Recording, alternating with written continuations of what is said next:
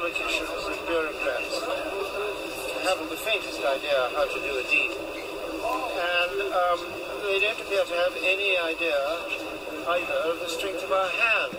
And the way forward is terribly simple. Right. This is Katania Alvin. Good morning, good evening, good afternoon, depending on where you are. It's evening here in the UK. And this is a very interesting interview about Brexit. The title, The Brexit Betrayal Rally. We'll start here. Lord Pierson, on the day when they're going to be voting about various ways of betraying the electorate. This is Lord Pierson being interviewed. What do you think of all this? Well, I think unfortunately our politicians and bureaucrats haven't the faintest idea how to do a deal. And they don't appear to have any idea either of the strength of our hand. And the way forward is terribly simple. What we ought to do now is say to them, look, you have breached Article 1 of Article 50, Clause 1 of Article 50, which says that a country can leave the European Union in accordance with its own constitutional requirements. And our constitutional requirements are a referendum, a vote of the people, a vote in both houses of Parliament and a general election, which all decided we were leaving this unfortunate enterprise. And so what we should now say to them is that they have breached Clause 1, Article 1, and we're going anyway. I didn't hear whether he said reached or breached. Big difference. What we should do is to make an offer to the people of Europe through the Council of Europe and COREPER, which no one's ever heard of, and sidestep the Commission, because the Commission is the bureaucracy, and its only interest is keeping us in this thing. So we say to the people of Europe, we will be very generous. We will give you mutual reciprocal residence for a period of 2 years, shall we say. And that's generous to the people of Europe because there are 4 million of them living here and 1.2 million of us living there, so that's generous.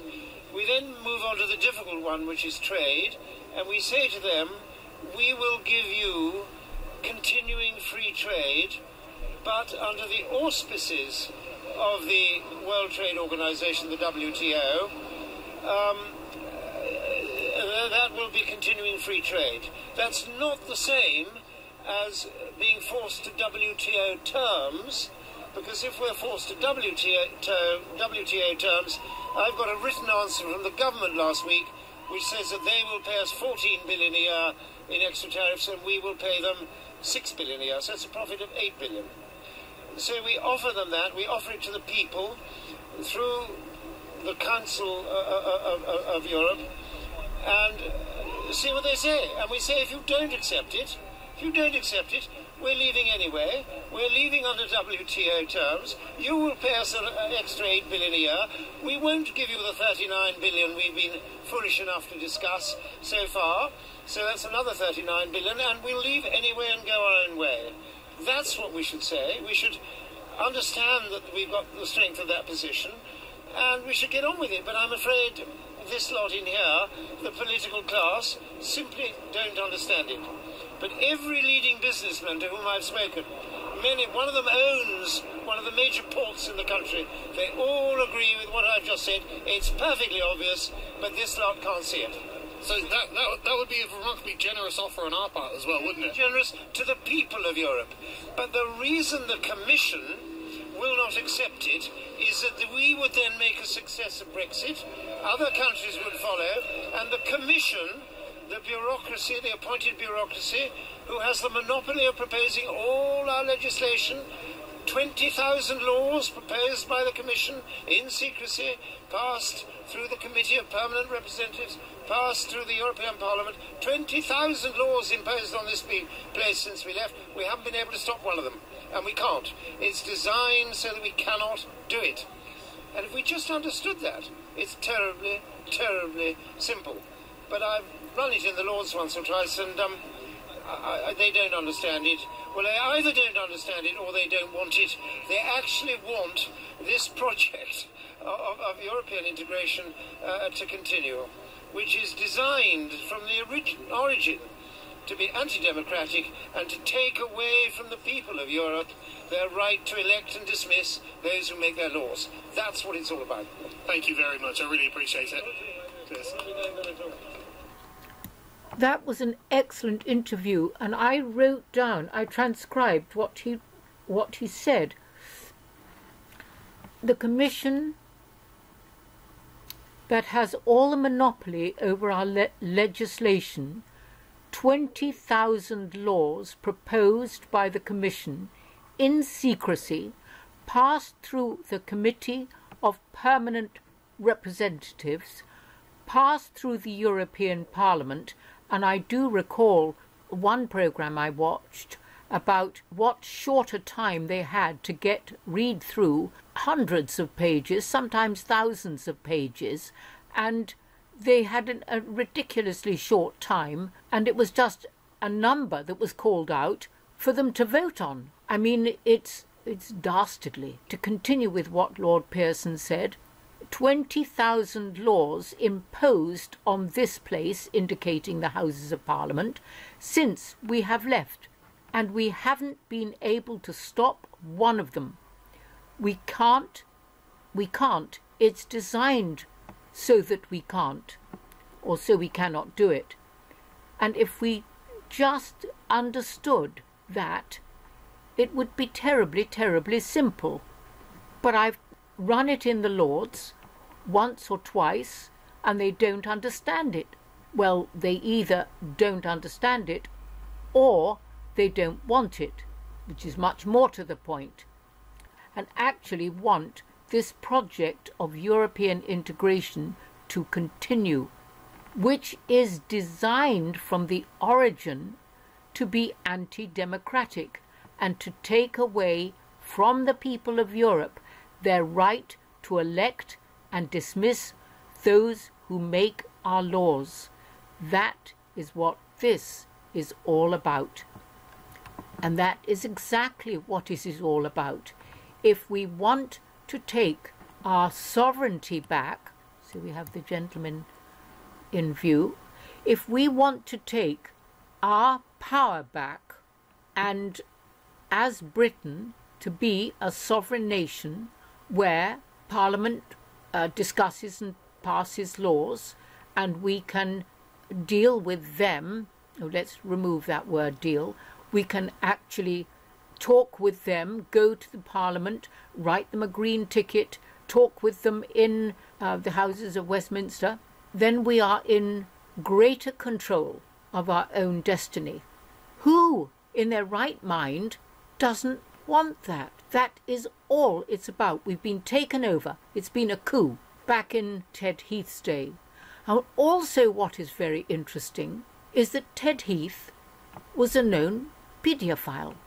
And actually there was much information gathered up by the police, etc., and it was blocked. Interesting. So as to trade, there was another sort of trade perhaps that they had in mind. But the main issue is, I'm sure the people watching this video are in agreement.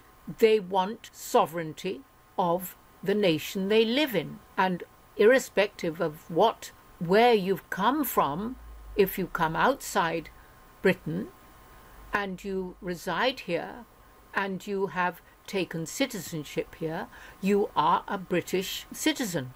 Do you not want responsibility and a vote to say what Britain does, or do you want that thrown out of the window, which at the moment is what has happened? And we're very close to getting that sovereignty back. In fact, it is going to happen. So I'm just going to go on to my next brief post to the end of this one. Now, this is Restored Republic via GCR as of March the 17th. This is Judy Byington, and I'm just going to scroll down here and until I get to, right, A, apparent global currency reserve RV Gesara rollout. And those of you who don't know what that means, do a search on a start page or DuckDuckGo for the GCR or Global Currency Reset, or the RV or and Gesara Global Economic Security Reformation Act. This is what is happening in the world. Right, the new United States Treasury notes were made live Friday, March the 1st. That's pretty exciting news. Now let's just go back down here because I want the Brexit bit that she talks about. Yes, this little bit. On March the 15th at midnight, Zimbabwe and US simultaneously sanctioned organised crime and ended their money laundering system through instigating the quantum financial system, which is digital, traceable, and made nefarious money trafficking activities impossible to hide. Now, here we are. March the 29th, Britain's exit, Brexit, from the EU would take away the cabal's last bastion of rule over the global financial system by officially closing the Queen's Bank of London. Now, whether that's the Bank of England, whether it's in capital letters called the monarchy, that's actually the banking system. So maybe that is what is meant by that. Anyway, this is on the 29th. And here, the New York stock market lost all gains for the year and for the last 6 months has been on the brink of collapse with no revival in sight. If Brexit, here we are, if Brexit didn't happen, on March the 29th, the Alliance, and they're powerful, they've been cleaning this planet up, would be forced to crash the stock markets to result in the collapse of the EU and the City of London. The 29th of the month was the drop-dead date for Basel III. That's all the banks have to comply to that, as far as all countries have to be asset gold-backed, and they would not be participating in the global currency reset. Some say that the Bank of International Settlements plan to announce the gold asset-backed currency standard on March the 29th. Others say the new global asset-backed currency system would be August the 1st. I think everything is pointing to it being March the 29th. What has been happening basically is the bankers of the fiat currency, the criminal banksters, are fighting for their very life because we are all going on to the quantum financial system, which does not allow all the money laundering and God knows what else that have been done. Katanya Alvin saying God bless. Hope you've had a wonderful weekend and talk to you again soon. Bye.